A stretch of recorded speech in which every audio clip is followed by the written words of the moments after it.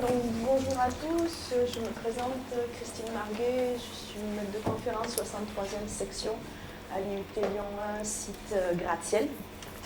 Et donc 63e section en principe électronique, mais j'ai aussi un volet gestion de projet, et donc je vais vous présenter aujourd'hui ce que j'ai pu faire en injectant une petite pincée de e-learning dans un module de gestion de projet donc, qui existait déjà, que j'ai créé il y a 4 ans. Ce module de gestion de projet s'adresse à des étudiants en licence professionnelle technologie des équipements médicaux. Alors, contrairement au retour d'expérience précédent, donc je suis moi sur je vais dire une population bien inférieure, puisque donc c'est un groupe maximum 24 étudiants. Et je dirais d'une année sur l'autre, ça va de 12 à 24. Donc là, l'expérience de l'année passée s'est réalisée sur une promotion de 14 étudiants. Cette formation est réalisée en alternance. Ça veut donc dire que les étudiants ne sont pas à plein temps sur le site. En moyenne, ils sont présents à l'IUT une semaine par mois et le reste du temps en entreprise. Dans les entreprises, donc, ils occupent des fonctions de chargé d'affaires ou de technicien maintenance ou service après-vente. Et dans leur vie professionnelle future, ils vont être soit membres d'une équipe projet, soit chefs de projet. Et donc, c'est dans cette perspective que ce module de gestion de projet a pour objectif de leur permettre d'acquérir les compétences professionnelles correspondant donc à ce futur rôle. Donc, dans le nouveau dispositif pédagogique, puisqu'il s'agit d'une évolution dans ce module existant, j'avais pour volonté donc, de garder le contact avec eux lorsqu'ils sont en entreprise, de pouvoir mettre à leur disposition des ressources complémentaires, de pouvoir travailler sur des activités plus variées, plus professionnalisantes pour eux, puisqu'on est vraiment dans un diplôme professionnalisant, et de laisser plus de place aux activités en diminuant la part des exposés magistraux. Donc j'ai pu développer ce nouveau dispositif pédagogique dans le cadre du DU e-learn au carré durant l'année passée. Donc les principales caractéristiques, c'est donc maintenant un dispositif hybride. J'ai conservé les 30 heures de présentiel qui existaient précédemment et j'y ai donc ajouté 15 à 20 heures de travail en ligne pour les étudiants, donc sur un module qui se déroule au total, je ne l'ai pas précisé au début, sur 30 semaines, donc en moyenne, moins d'1 heure de travail par semaine en ligne. L'ensemble du module est basé sur un apprentissage par projet. Donc les étudiants vont travailler en équipe de 4 et ils vont avoir donc à réaliser un produit final en fonction d'un cahier des charges, dans le temps imparti et bien sûr en mettant en place une démarche de gestion de projet. Donc cette activité collaborative donc au sein de l'équipe d'étudiants est motivante pour eux. Elle permet de les responsabiliser aussi bien vis-à-vis du client qui a posé une demande. Alors, je suis la plupart du temps le client pour les différents projets, mais ça peut être aussi des collègues du département. Elle est pour eux très concrète et très contextualisée. Il y a donc un client, il y a un délai, et ils peuvent voir que dans l'entreprise, cela se passe bien comme ça. Donc en fait, du coup, ça ajoute quelque part, ils ont foi dans ce qu'ils font parce qu'ils savent que dans leur vie professionnelle, ils vont devoir travailler comme ça. Donc, dans ce cadre-là, j'ai donc du travail en groupe en présentiel, bien sûr, dans les 30 heures, mais donc on va voir un peu plus en détail les activités que j'ai pu proposer à distance en groupe, et puis aussi du travail individuel à distance, pour bien impliquer chaque membre de l'équipe. Alors, dans, je dirais, la première étape du travail dans le cadre du DU e-learn au carré, ça a été donc de définir clairement les objectifs d'enseignement de ce module. Donc, ils sont au nombre de 5, ce qui m'a permis ensuite donc, de scénariser le module en 5 séquences. Alors, 5 séquences que l'on peut voir donc, ici, dans cette carte heuristique. Et pour chacune de ces séquences, j'ai développé ensuite les objectifs d'apprentissage Donc là, pour que la carte reste lisible, je n'ai pas développé sur ces objectifs-là, mais si vous êtes intéressé, on pourra en parler ensuite au niveau du cybercafé. L'objectif était de varier donc, les activités, mais aussi les outils et les ressources. Donc l'ensemble des outils et ressources sont basés sur la plateforme Spiral Connect. Donc tout d'abord un site web qui va me permettre de passer donc l'ensemble des informations aux étudiants sur le module. Ce site web sont raccrochés 2 forums. Donc un forum pédagogique sur lequel les étudiants peuvent poser des questions concernant la gestion de projet et un forum support technique sur lequel ils peuvent poser des questions s'ils ont des difficultés avec les outils. Chaque équipe trouve donc ensuite sur Spiral son propre dossier d'équipe. Donc là, cette année, je travaillais avec 4 équipes. Et à l'intérieur de ce dossier, ils vont donc avoir la zone de dépôt qui va servir en fait de zone d'échange entre eux et moi. Les wikis nécessaires aux différents travaux d'équipe à distance. Et j'avais prévu, j'avoue qu'ils ne s'en sont pas servis, un forum spécifique à l'équipe qui pouvait être un moyen pour eux de communiquer entre eux. Ils ont largement préféré le mail ou le téléphone portable. Au niveau donc des ressources, bon, je parlais de ressources plus variées, oui, ça m'a permis de le mettre à disposition. Alors, je dirais tout type de fichiers, mais aussi des diaporamas, des vidéos, les aiguiller par des liens internet vers d'autres sites intéressants sur la gestion de projet. Un tout petit point complémentaire sur le site web. Donc voilà la page d'accueil du site web sur laquelle donc, ils trouvent la présentation du module, donc les objectifs, la façon dont le module va être organisé. Ils peuvent ensuite trouver le scénario détaillé qui reprend donc, le détail des objectifs d'enseignement, des activités qui vont être en lien, le planning sur l'ensemble donc, de l'année, les modalités d'évaluation et les 2 forums dont j'ai parlé précédemment. Au fur et à mesure de l'avancée dans le module, j'ouvre les différentes séquences. Et donc, pour chacune de ces séquences, on va en voir l'exemple par ici sur la séquence 3, ils vont avoir un onglet « Organisation » dans lequel ils vont avoir la description de la séquence, le détail des activités à réaliser avec le planning des activités de cette séquence, toutes les ressources nécessaires à la réalisation des activités et les modalités d'évaluation de cette séquence en particulier. Ce que je vais vous présenter maintenant, c'est donc, j'ai parlé de pouvoir varier les activités, donc je vais vous présenter un petit peu le panel de ce que j'ai pu mettre en place. Donc tout d'abord, activités individuelles à distance. Donc dans ce module, ils sont amenés à préparer une réunion d'avancement, c'est-à-dire à en définir l'ordre du jour, ou bien on verra, lorsqu'ils jouent le rôle de secrétaire, à rédiger le compte-rendu. Donc là, c'est bien une activité individuelle. Ils vont faire ce travail, donc la réunion d'avancement a lieu en présentiel, ils font ce travail ensuite et ils vont donc déposer le document correspondant dans la zone de dépôt sur Spiral. Je récupère ce document, je corrige et je vais noter donc ce travail. Donc je vais effectuer un feedback grâce à une grille de notation critériée qui me permet donc en plus d'avoir, en ayant défini les critères, d'être homogène dans ma notation pour les différents étudiants lorsqu'ils effectuent ce travail-là. Les activités de groupe. J'ai conservé les activités de groupe qui existaient en présentiel et qui sont justement ces réunions d'avancement de projet. Donc on est là dans un fonctionnement de type un petit peu jeu de rôle, puisque à tour de rôle, chaque étudiant va être le chef de projet qui anime la réunion ou le secrétaire de séance qui sera chargé de rédiger le compte-rendu. Donc cette activité-là est pour eux motivante de par l'aspect jeu et puis mise en situation. Professionnalisante aussi parce que dans le cadre de leur entreprise, ils vivent des réunions de travail.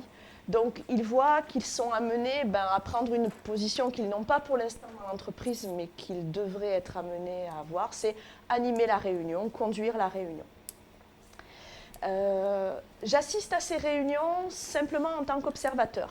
Et donc, je peux à la fin faire un feedback immédiat, oral, sur ce qui s'est passé pendant la réunion. Et puis, je réalise ensuite un feedback différé. Alors, je fais en sorte de ne pas excéder 2 à 3 jours après la réunion, toujours grâce à une grille de notation critériée. Et donc, l'intérêt de ces grilles, je vais en reparler plusieurs fois, c'est bien sûr d'avoir défini des critères, mais aussi j'ai prévu des champs, points forts, points faibles et pistes d'amélioration qui leur permettent de voir comment aller au-delà de ce qu'ils ont pu faire ce jour-là. Activité de groupe à distance. J'ai choisi de vous parler plus particulièrement d'une des activités. Au début, je leur demande de rédiger une charte de travail en équipe. Et donc, ils vont faire ça sous forme d'un wiki pour pouvoir le faire à distance. Donc, le wiki est à leur disposition dans leur dossier d'équipe. Et chacun complète ce wiki pour donner son avis. Et ils vont donc pouvoir comme ça interagir entre eux pour tomber d'accord sur cette charte de travail en équipe. Des activités de groupe donc hybrides. Alors, tout ce qui est par exemple rédaction des documents spécifiques à la gestion de projet, le cahier des charges, l'organigramme des tâches, le planning.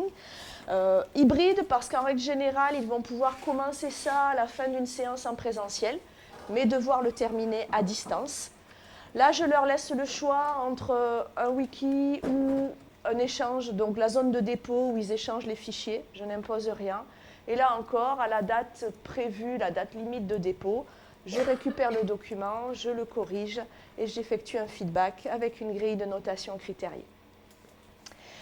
Dans ce cadre-là, pour que le feedback puisse vraiment leur servir, je leur propose de rédiger une deuxième version de ces documents en prenant en compte les remarques que j'ai pu faire dans le feedback. Et au niveau de l'évaluation, la note globale qu'ils obtiennent pour le document correspond à la moyenne des 2 notes. Leur première version et la version améliorée suite à mon feedback. Il y a aussi des activités que j'ai qualifiées de mixtes, c'est-à-dire qui vont se commencer en individuel et se terminer en équipe. Avec le principe suivant, un travail de préparation par chaque membre de l'équipe, donc en individuel à distance, et puis une mise en commun en équipe en présentiel. Donc, pour être un petit peu plus clair, j'ai pris l'exemple d'une activité. Je leur demande, au sein de l'équipe, d'élaborer eux-mêmes la grille de notation critériée des réunions d'avancement. Donc, c'est eux qui vont définir les critères avec lesquels ils vont être notés ensuite lorsqu'ils seront animateurs d'une réunion d'avancement.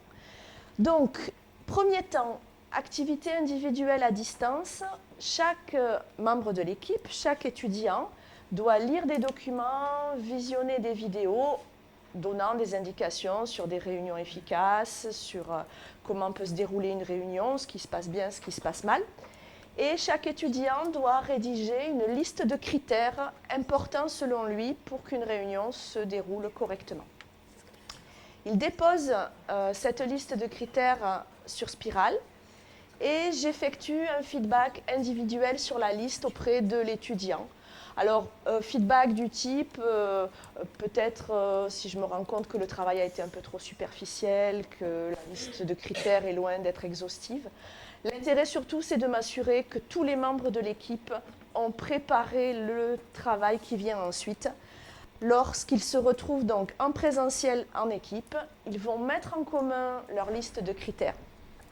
Et là, ils vont devoir donc, entre eux, au sein de l'équipe, discuter, argumenter et décider les critères qui vont être intégrés dans la grille qui permettra de les noter à tour de rôle lorsqu'ils seront chefs de projet animant une réunion d'avancement. Comme ils n'ont pas forcément le temps de finir cette grille en présentiel, je leur en ai donné une trame sous forme de wiki et qu'ils peuvent donc finir de compléter avant une date donnée sur Spiral. Et là, donc, mon feedback consiste à valider ou pas la grille qu'ils ont élaborée. Alors si je ne valide pas en règle générale, c'est que je leur propose de rajouter quelques critères ou d'en éliminer si je pense qu'ils sont difficiles à juger au cours des réunions. Alors, une première conclusion qui serait ce que je retire de cette expérience, et bien donc d'avoir pu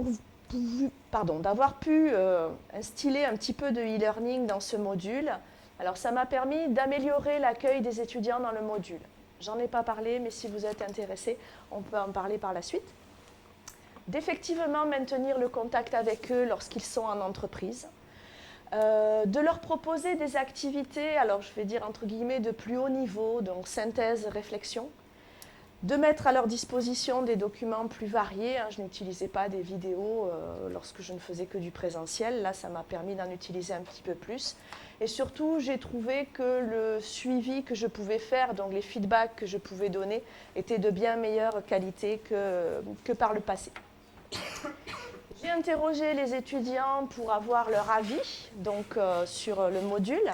Alors, au niveau de l'attractivité, eh bien, donc 80% d'entre eux pensent que le fait d'utiliser ce que j'ai qualifié d'outils électroniques, donc c'est la plateforme Spiral, les wikis, le site web, etc., ben, ils estiment 80% que ça accroît l'attractivité du module. Au niveau de l'évaluation, de la communication, alors entre eux et moi, et des interactions possibles, donc 100% ont apprécié l'usage de la plateforme Spiral comme zone d'échange.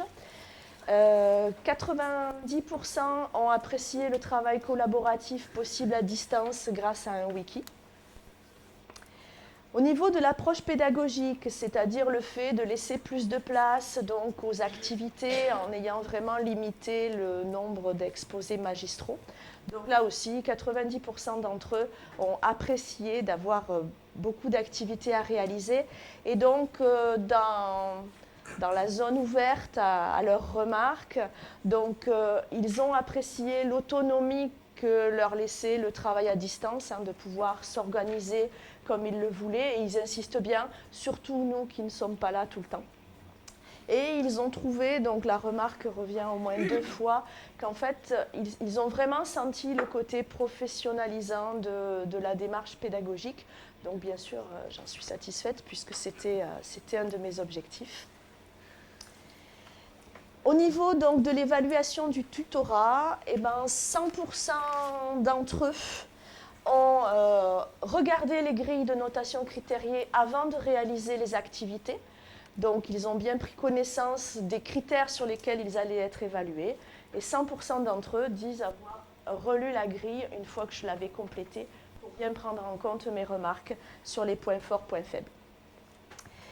Et donc, à ce propos, donc, une remarque qui dit que l'étudiant s'est senti, grâce à ça, guidé, mais sans être assisté.